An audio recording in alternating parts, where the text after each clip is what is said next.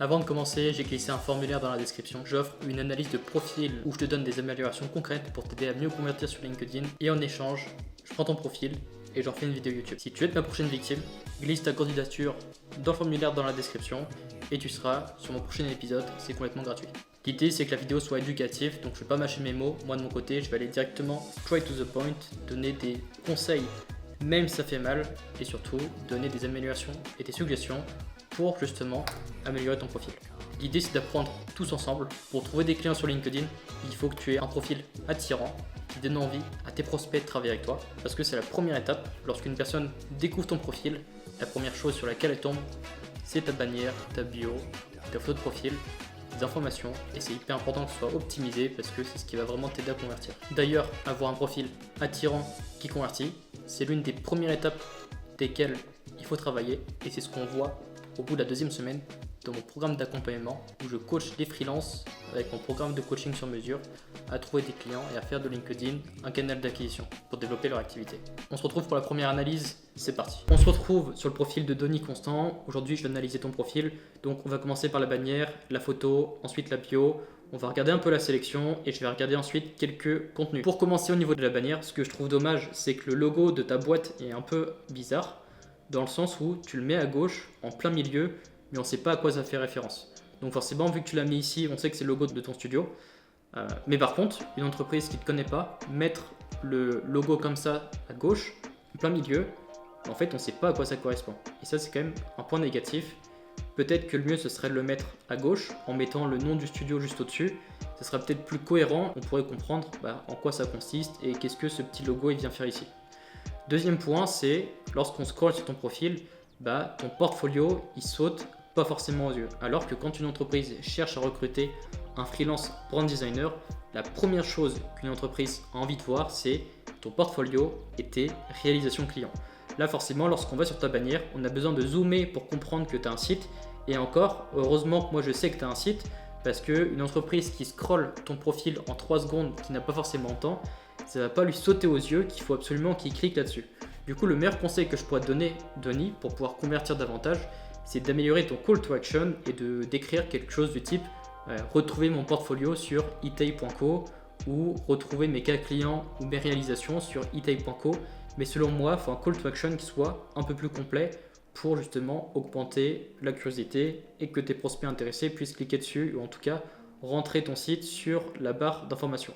Surtout, ce qui est assez dommage, c'est que tu as quand même des très belles études de cas. On voit que le site est plutôt très propre au niveau de l'UI UX. Après, c'est ton métier, donc franchement, c'est normal que tu travailles bien.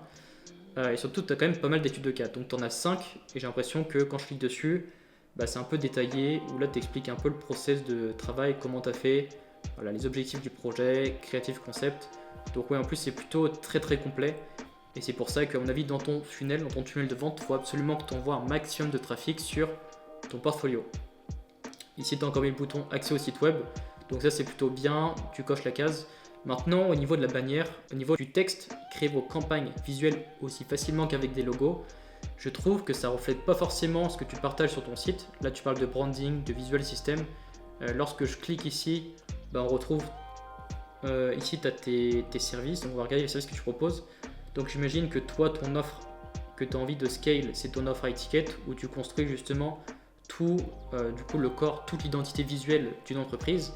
Et ce qui est dommage, c'est que quand on lit ta phrase ici, en fait, à aucun moment on peut faire le lien avec le service que tu proposes et surtout le fait qu'il soit hyper complet et que tu travailles vraiment toute l'identité de A à Z. Donc ça serait le point que je te conseille, c'est avoir une phrase qui englobe beaucoup plus la responsabilité de ton service et qui vraiment propose une transformation complète. Parce qu'avant tout, quand un prospect cherche une nouvelle charte graphique, il veut peut-être une entreprise avec une image un peu plus premium, j'en sais rien, mais il attend une vraie transformation de ta part. Et là, je trouve qu'au niveau de ton texte, ça laisse pas penser qu'il y a une vraie transformation qui se cache par rapport derrière ton service. Maintenant, au niveau de ta bio, alors il y a un truc, c'est que ton site il est en anglais, donc le texte est en anglais. Toi, tu écris en français sur LinkedIn. Donc après, est-ce que tu as des clients anglophones, américains ou quoi que ce soit? Dans ce cas, avoir un site en anglais, pourquoi pas, sachant que les entreprises françaises, la plupart d'entre eux, ils peuvent traduire un site en français en 2 clics, c'est pas compliqué. Mais par contre, si aujourd'hui tout ton trafic il vient de LinkedIn, ou même que tu n'as aucun SEO et que la majorité de tes clients sont des Français, bah, le conseil que je pourrais te donner, ce sera d'avoir un site en français. Forcément, parce que c'est beaucoup plus facile pour tes prospects, surtout que tu peux tomber sur des personnes, enfin des chefs d'entreprise qui ont 40 ans, qui ont 50 ans, et forcément, toutes ces catégories de personnes ne parlent pas forcément en anglais. Maintenant, au niveau des points positifs de ta bio, ce que j'aime bien, c'est que tu as écrit ici ton positionnement, enfin l'étiquette qu'on peut t'attribuer. Pour moi, mettre une étiquette, c'est extrêmement important. Le fait qu'on puisse savoir, bah, en fait, toi, qu'est-ce que tu fais et tu rentres un peu dans quelle case. Ça permet de comprendre justement quel service tu peux procurer et surtout quand une entreprise a un besoin, logiquement elle se dit ok, je veux une agence, je veux un freelance, je veux une personne qui fait ci, qui fait ça. Et le fait de dire bonjour, je suis freelance, je suis brand designer, bah, c'est très cohérent par rapport aux entreprises qui cherchent un besoin. Ensuite, Visual Content Factory pour startups qui veulent optimiser leur communication. Deuxième point positif, c'est qu'ici tu as noté la cible startup.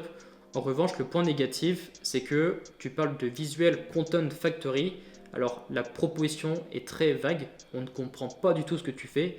Quand on parle de optimiser la communication, en fait, moi je suis une personne qui ne te connaît pas. Tu me dis bonjour, je travaille pour les startups, je les aide à optimiser leur communication. On pourrait croire que tu fais de la création de contenu, du copywriting, du montage vidéo, on pourrait croire que tu fais du consulting, on pourrait croire que tu leur donnes des conseils, que tu fais de l'analyse de KPI, on pourrait croire que oui, tu fasses du branding, pourquoi pas, ça peut rentrer dans la case. Mais en fait, ta proposition de valeur ici, optimiser la communication, c'est beaucoup trop vague. Est-ce que tu es un expert LinkedIn? Est-ce que tu es un expert Instagram? Est-ce que en fait, toi, ton expertise, c'est pas du tout les réseaux sociaux, mais c'est vraiment le branding?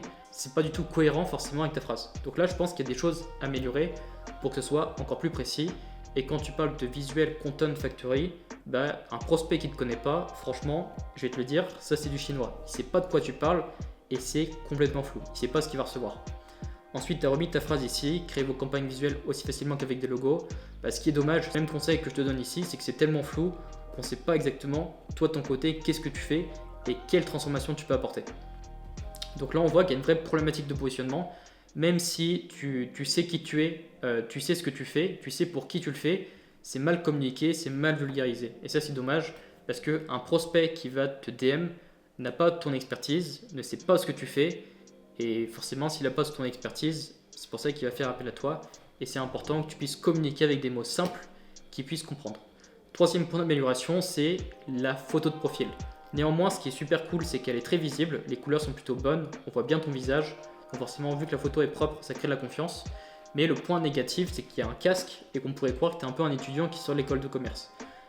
Donc peut-être tu peux améliorer ta photo, faire une photo un peu plus professionnelle avec une chemise, un t-shirt. Pas besoin d'avoir un costard ou quoi que ce soit. Moi, le conseil que je te donne, c'est largeur des épaules. Donc, tu englobes la photo ici en fait, avec le visage et juste un peu au-dessus. Néanmoins, c'est pas le plus important par rapport où tu en es, parce que tu as quand même une belle photo, mais c'est un petit conseil en plus. Après, si je clique ici, on se retrouve sur ton site. Donc ça, c'est encore un point positif où tu renvoies sur ton portfolio. Ensuite, au niveau de la partie information, avec eTech Studio, on fait gagner du temps en optimisant la création de vos contenus visuels. Déjà là, c'est un peu plus précis, mais on ne sait pas exactement quelle transformation tu proposes. Quand tu parles d'outils et de systèmes de visuels sur mesure pour développer votre Visual Content Factory, c'est encore un peu flou. Et tu parles de créer vos campagnes visuelles aussi facilement qu'avec des logos. En fait, on pourrait croire que tu fais de la pub.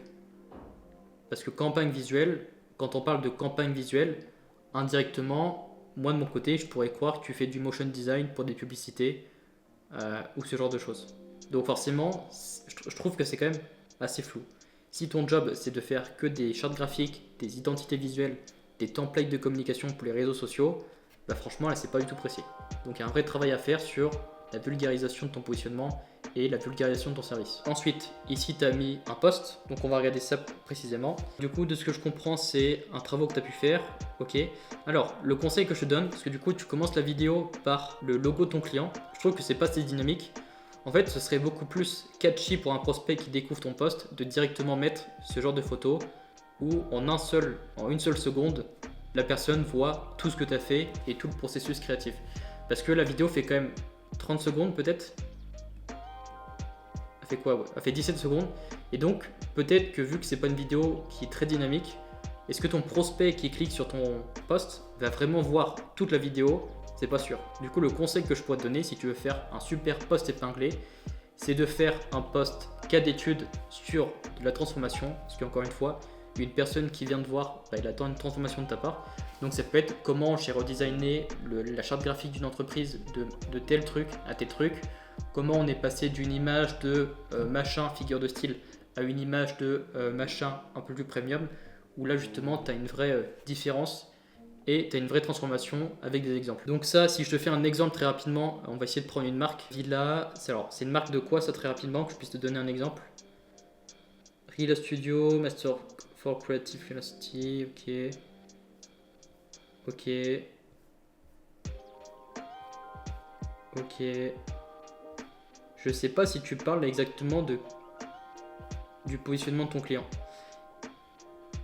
Ok, donc ça c'est justement la police d'écriture. Je sais pas de... C'est de l'e-commerce peut-être. Si en revanche je n'arrive pas à comprendre en quelques secondes, donc là tu parles de toi. Ouais, franchement le copywriting du site est vraiment à voir. Ok, Rila Studio is a solo creative studio specializing in the production of unique pieces that pen craft and digital. Donc c'est un studio spécialisé dans la production de pièces uniques. Ok, ouais, c'est quand même quelque chose de très technique. Alors, vu que c'est quelque chose de très technique, c'est pas forcément le meilleur client que je mettrai en avant. Parce que c'est tellement particulier qu'il y a peu d'entreprises qui vont s'identifier à ça. Logiquement, si tu veux en faire une étude de cas que tu veux épingler sur ton profil, ce qui reste quand même une très bonne idée, selon moi, il faut que tu prennes un client avec un business un peu plus traditionnel. Ça peut être un commerce physique, une agence, on va dire un business où les entreprises s'identifient plus à ce genre de choses. Parce que du coup, ils pourront faire les connexions plus facilement et ils pourront plus facilement faire le lien par rapport à leur entreprise actuelle. Donc là, je t'ai donné pas mal de conseils, ce qui est cool. Maintenant, si j'analyse rapidement les derniers posts, donc ce que je vois, c'est que tu es plutôt régulier dans le contenu, ça c'est un très bon point. 1 semaine, 3 semaines, 4 semaines, 2 mois, 3 mois. Ouais, t'es quand même régulier dans le contenu, même si c'est pas excellent. Moi, ce que j'aime préconiser à mes élèves, c'est de faire 2 posts par semaine minimum. Si vraiment c'est très compliqué pour vous, essayez d'en faire un seul par semaine, mais c'est pas le mieux. Au niveau du contenu, alors ce qui est dommage, c'est que la forme de ce post est bien, parce que du coup, ça a plutôt bien marché. Mais par contre, on pourrait croire que tu es en train de faire un CV et que tu es en train de chercher du taf. Alors que c'est pas la bonne image que toi tu dois renvoyer en tant que freelance. Parce que quand tu es freelance, l'image que tu dois renvoyer aux autres, c'est le fait que tu as de la demande, que tu as une expertise qui vaut de l'or, qui apporte une vraie transformation, et notamment que tu es déjà débordé de clients et donc tu sélectionnes toi-même tes clients. Notamment en ayant cette image d'entrepreneur, même de freelance, qui est occupée, tu pourras augmenter tes prix et tu verras que naturellement tu auras plus de demandes de personnes qui viendront te voir. Parce que forcément, les humains portent beaucoup plus d'importance à ce qu'ils n'ont pas, ils portent beaucoup plus de désir à ce qu'ils ne peuvent pas avoir. Donc là, ce qui est dommage, c'est que franchement, au niveau de la structure de ton image, même si les couleurs et que les sélections sont plutôt jolies, franchement, ça ressemble quand même à un CV. Et c'est dommage parce qu'une entreprise ne fait pas appel à toi pour tes compétences, mais vraiment par rapport à ce que tu peux lui apporter. Et là, c'est l'erreur que tu as faite, c'est qu'il y a un vrai manque de compréhension du marketing et qu'il y a un vrai manque de comment tu peux te marketer toi en tant que freelance, comment faire pour attirer les yeux, comment faire pour avoir des demandes. Donc là, ce que je vois, c'est qu'il y a un manque d'expertise sur le côté marketing. Donc ça fait 10 ans que tu fais une première paire en design graphique, ok. L'accroche en storytelling, pourquoi pas. Donc là, tu racontes un peu ton histoire, ton parcours. Tu as vécu les mêmes problématiques qui changent entre chaque presta, chaque graphique qui prennent la poussière, les allers-retours sans fin.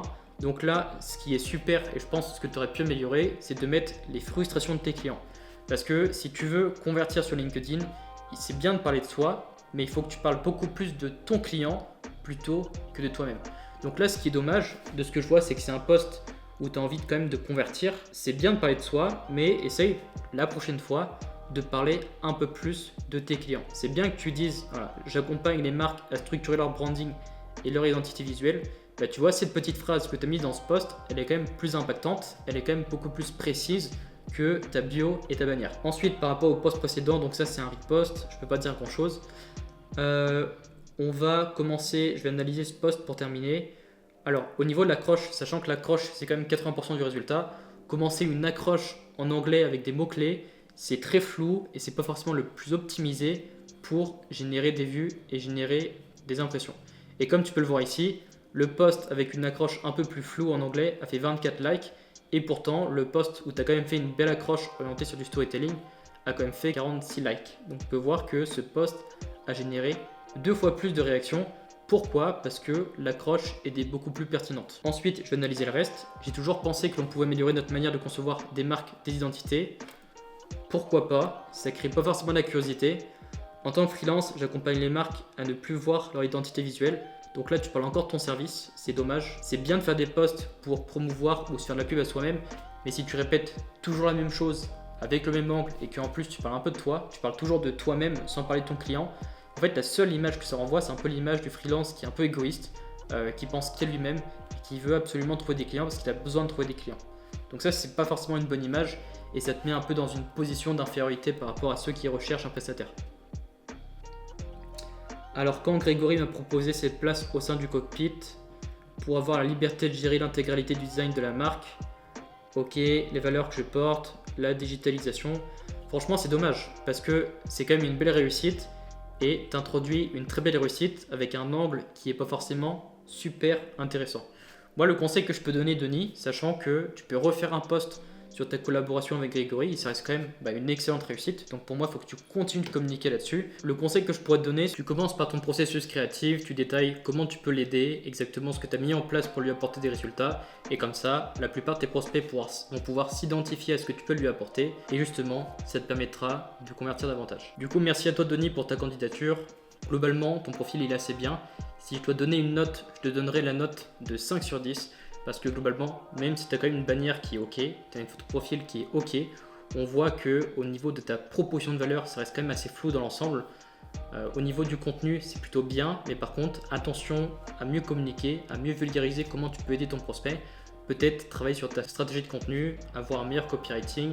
Et le conseil que je te donnerais, ce serait retravailler aussi ta sélection avec un post plus impactant, plus pertinent, qui apporte une vraie transformation tout en améliorant potentiellement ta bio et le texte de ta bannière, surtout en grossissant un petit peu le call to action ici pour avoir beaucoup plus de clics. Si tu veux passer dans mon prochain épisode, remplis le formulaire dans la description. Si tu veux qu'on ajoute 3 à 5 000 euros de revenus mensuels à ton activité de freelance, clique sur le premier lien dans la description pour réserver ton appel de consulting offert. Tu recevras une mind map personnalisée avec un plan d'action lors de cet appel de consulting offert. L'idée c'est que tu saches quoi et comment faire pour créer ton propre système d'acquisition qui va te permettre de générer des dizaines d'opportunités par semaine pour signer 3 à 5 nouveaux clients par mois. Si tu as aimé cette vidéo, applique ce que je viens de te transmettre. Si tu veux aller plus vite, prends ton appel offert dans la description. Et surtout n'oublie pas que tu n'es qu'à une seule bonne décision de débloquer ton activité.